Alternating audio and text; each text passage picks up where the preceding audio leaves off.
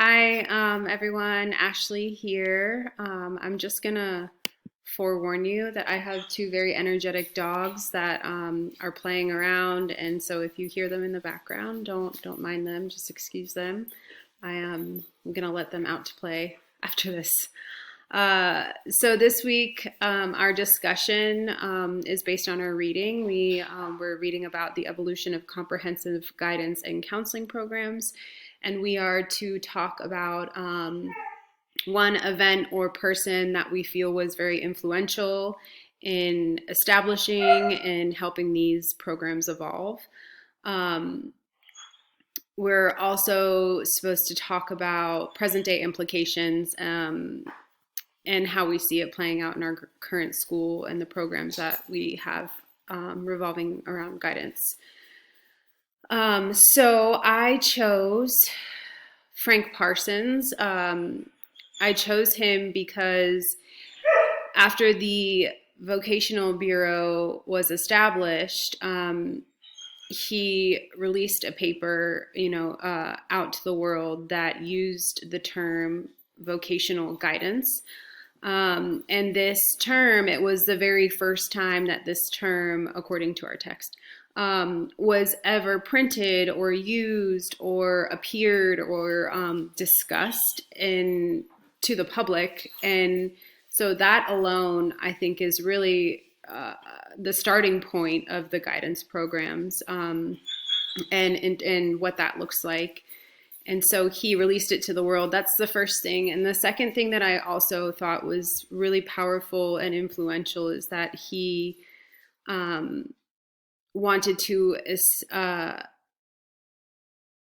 create the need for there. He emphasized the need for trained professionals in order to facilitate these guidance programs. I think that this is really powerful because as teachers, we know oftentimes you don't necessarily have to be trained in education to be a teacher. It's easy to say, well, I got my training in, I don't know, English composition. I don't even know, something completely different, and then take a test and you can become a teacher. And I think that can be really frustrating, and that's really challenging because education programs do provide a lot of information and a lot of training and skills that are acquired, right? That other programs might not. So I imagine in working with students in the school setting, but maybe even in a different counseling setting, that this kind of training is important and it is imperative, and it's not something that should just be given to anyone or not given. It's not something that anyone should be allowed to do. Yeah, so the training is important. And the last part of it that I thought was really important and valuable and noteworthy is that he wanted these guidance programs to be implemented in all public school systems.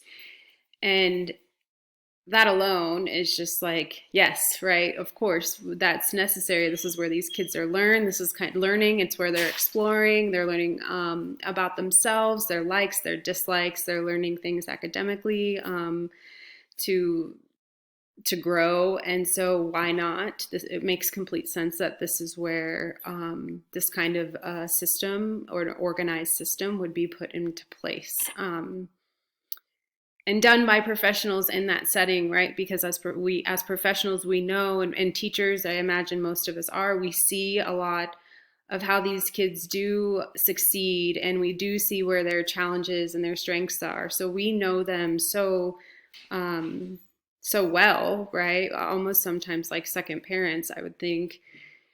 At the elementary level, let me emphasize that. I understand middle school and high school is very different. But knowing them so well provides you, I guess, a greater understanding of how to be able to help guide them, especially when choosing a vocation, choosing a job, or an area that you wish to pursue. So yeah, that is why I chose Frank Parsons. How do I see this playing out in my current school?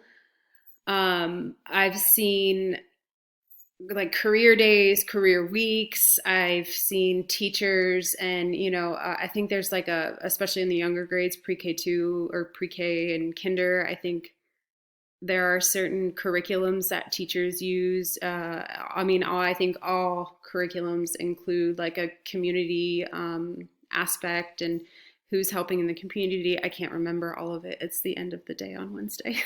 um, but yeah, so I think that it already is. There are guidance programs in every school. I think different schools implement it in different ways. But at the elementary school, I know it's often done as like a career week. They'll have different in the age of COVID. We're having different like videos and ways that kids trying to find creative ways for kids to interact with those professions and adults. I didn't even finish my thoughts, but we'll have videos or people come in and talk about their vocation, and kids will engage in an activity that is relevant and to that, just to gain exposure and experience around that.